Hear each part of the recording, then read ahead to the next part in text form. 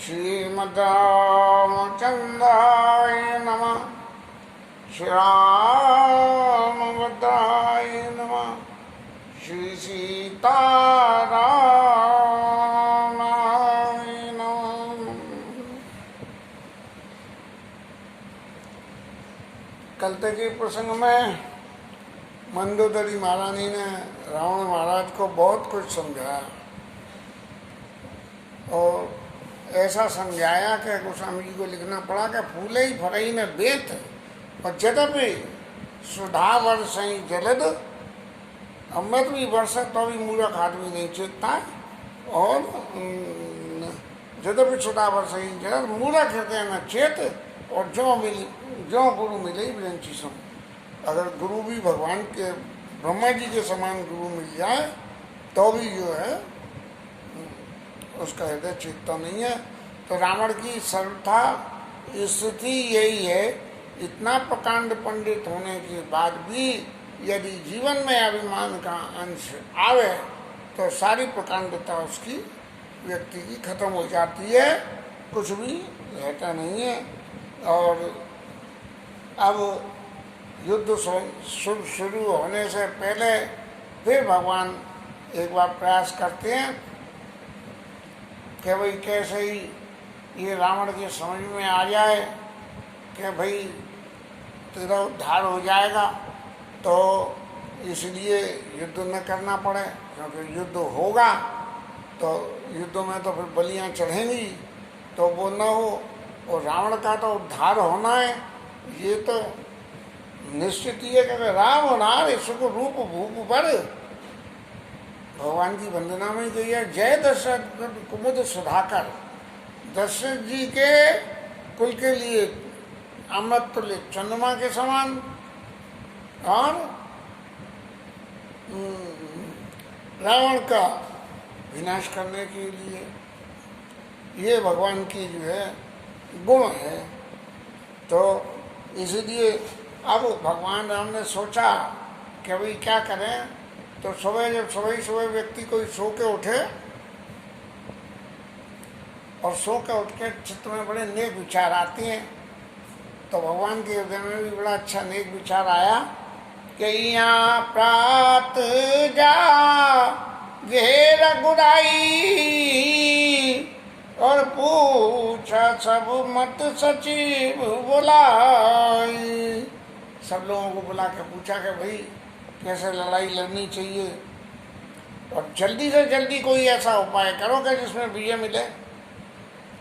तो जामवंत महाराज जो सबसे बूढ़े थे, जब सलाह देने करने का मामला आता है तो जामवंत महाराज उतने एक्टिव नहीं होते हैं, बहुत बाद में होते हैं एक्टिव, क्योंकि वो बूढ़े हैं। लेकिन जब सलाह देने का नंबर आता है तो जामवंत महाराज सबसे पहले सलाह देते हैं। और जामवंत महाराज कह रहे हैं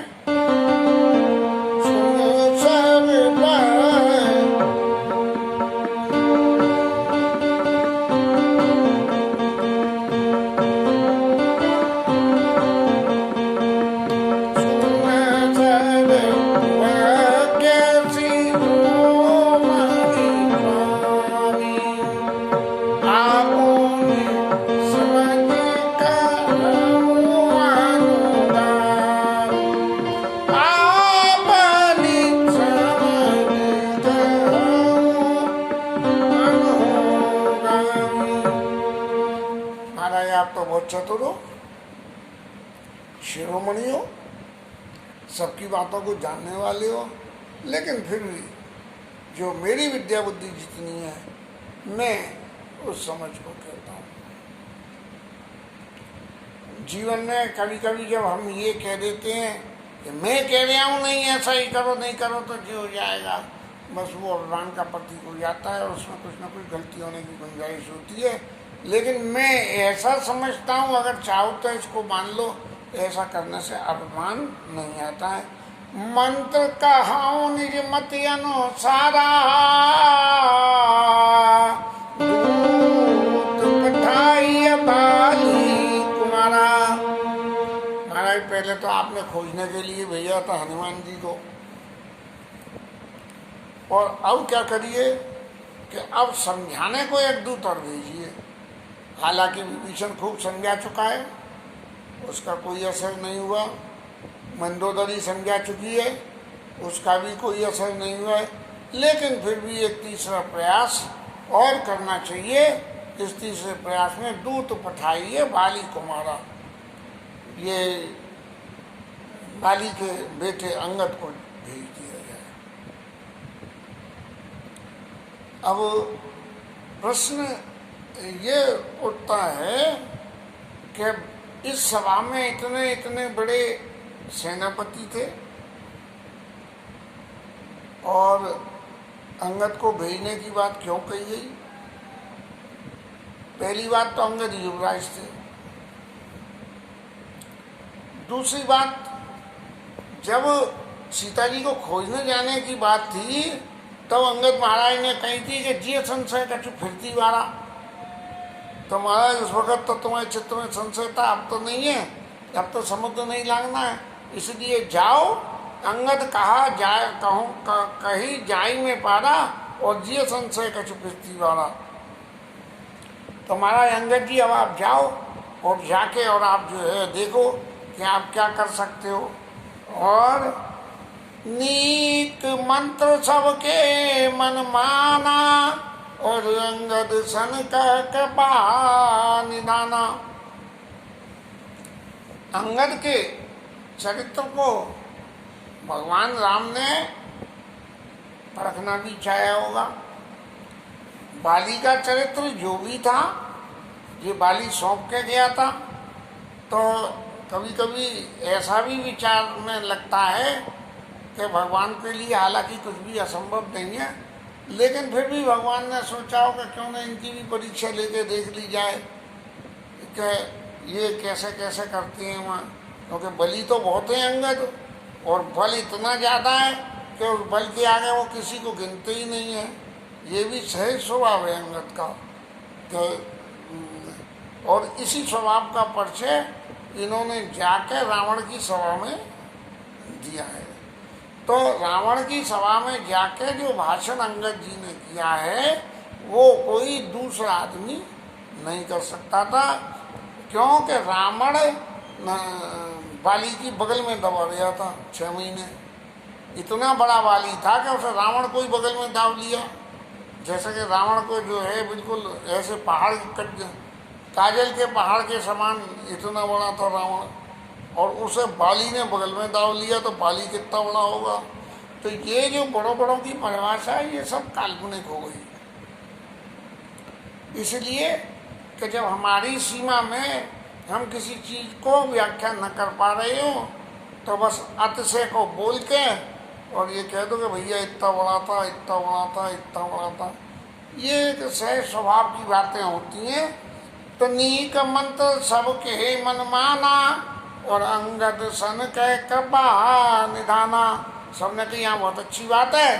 और फिर भगवान राम ने क्या कही, अंगद से बोले काज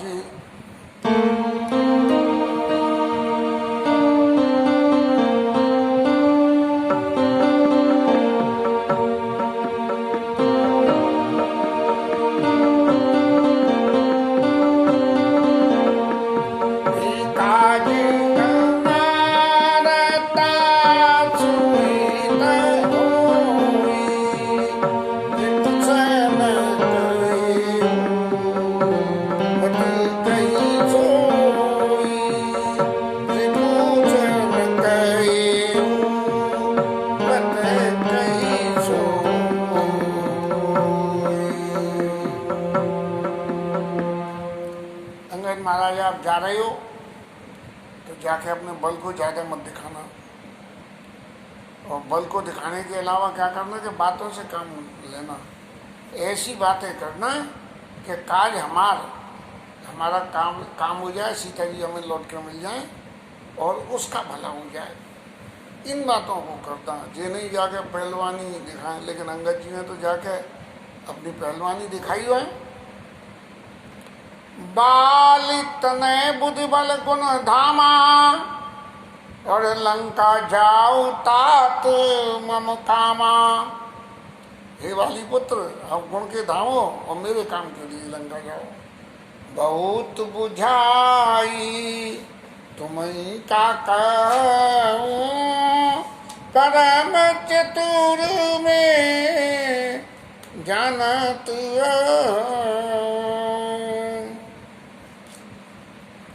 महाराज मैं तुम्हें क्या समझा के कहूँ, ज़्यादा मैं अपने मन में ये समझता हूँ कि आप बहुत चतुर हो। ये चतुरता वाला शब्द जोड़ के भगवान राम ने अंगद को इस बात के लिए सही मायने में मान मिले कि ये अगर काम करके सफलतापूर्वक आ जाएं तो उसका मान अंगद को मिल जाए। काज हमार तासु हित होई और रिपुसन करे वो बत कही सोई। हाथ पैर मत मानना और बात ही बात करता। लेकिन अंगद महाराज ने क्या करा, प्रभु आज्ञा धरसी और बंद चरण अंगद उठे सोई गुण सागर ईश राम कृपा जा पर करो। अंगद महाराज उठ दिए और अंगद महाराज ने कह दी कि महाराज जिस पे आप कृपा कर दो वो इसमें गुण का समुद्र, मेरी तो कुछ है ही नहीं। स्वयं सिद्ध सब काज नाथ मोहि आदर देव अस विचार युवराज तन पल पुलकित हर्षित यऊ।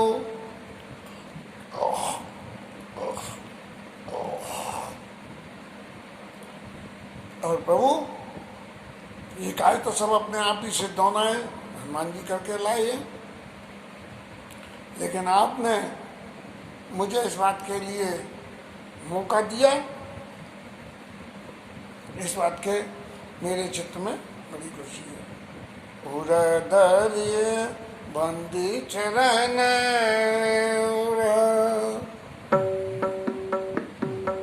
बंदी चरण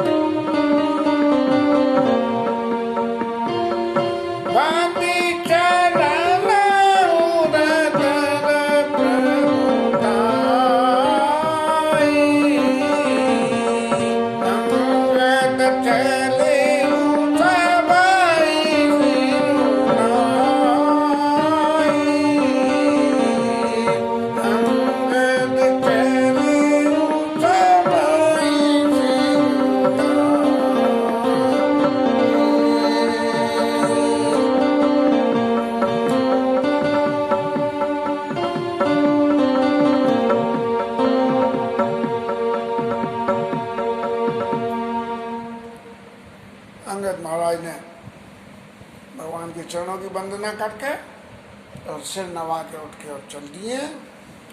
और फिर जाते ही जाते उन्होंने क्या करा कि पूर्व पे ठट लंका में अंदर घुसे और रावण के जो है संतति मिल गई। और हुआ क्या, उन्होंने खेलत रास हो ही गए भेटा, राजपुत्र में खेल रहे थे तो भेंट हो गई। और राक्षसों के अलावा एक नई मूर्ति कोई आई तो उसने तो जो राजपुत्र होने के नाते जरूर कुछ न कुछ ताकत लगा के पूछी होगी, रे बंदड़ी के बच्चे कौन है तू। तो अंगद ने क्या करा, उसने जब अंगद ने जवाब नहीं दिया तो उसने अंगद को मारने के लिए लात उठा दी। और जैसे ही हमने लात उठाई अंगद ने उसी की टांग पकड़ के चारों तरफ घुमा दिया। तो सबसे पहले जाके उनने, जो ठाकुर जी ने मना करी थी, वो सबसे पहले जाके उसने अपना बल दिखा दिया। और जैसे ही उसके बल को देखा तो सबरे के सबरे राक्षस भाग लिए। और क्योंकि वो मर गया इसलिए एक दूसरे से कुछ कह नहीं बोले। अब जो कहेगा तो रावण महाराज ने कही हमें ही लात मार दी, तो रावण की संतति ने बंदर में लात मारी थी तो वो जो है वो मर गया। और रावण ने लात मारी तो हम ही मर जाएंगे। तो समझ चास वध चुप कर रही और भले ही कोलाहल नगर में झाड़ी। अब किसी ने मर गया ये तो कहीं नहीं। और क्या कहने लगे कि आ एऊ कपि लंका जही जारी। महाराज वो बंदर फिर आ गया जो लंका चला के गया था। और उसे बिना पूछे ही बोले हाँ राज दरबार की रास्ता जी है महाराज, इधर चले जाओ, उन्हें पूछना नहीं पड़े। ऐसे बिन पूछे मग दे दिखाई, जय बिलो के सो जाई सुखाई। जिसको देख लें उसको बिल्कुल ऐसे ही सूख जावे जैसे परशुराम जी को देख कर राजा सूख गए थे। गए सभा दरबार तब सुमिर राम पद कंज, और सिंह ठवन इत उत चितव वीर धीरे बल पुंज। दरबार में गया और भगवान राम के चरणों में मनी मन उन्होंने प्रणाम किया कि महाराज अब मैं यहाँ आ तो गया हूँ, आगे भी अब तक तो आपने पहुँचने की मेहर कृपा करी, अब यहाँ भी कृपा करना। और मन में भगवान की शरणागति लेके भी कैसे देख रहे थे, सिंह ठवने सिंह ठवने इत उत चितव वीर धीरे बल पुंज। ऐसे बलि अंगद महाराज जी वो रावण की सभा में पहुंच गए। और इससे आगे के चरित्र को तो फिर आगे ही लेना पड़ेगा। आज यहाँ छाले की वजह से मुंह सूझ जाए तो बोलने में बड़ी तकलीफ हो रही है, इसीलिए ठाकुर जी आज के लिए माफ़ी देंगे। हरि नाम कीर्तन कर लेते हैं।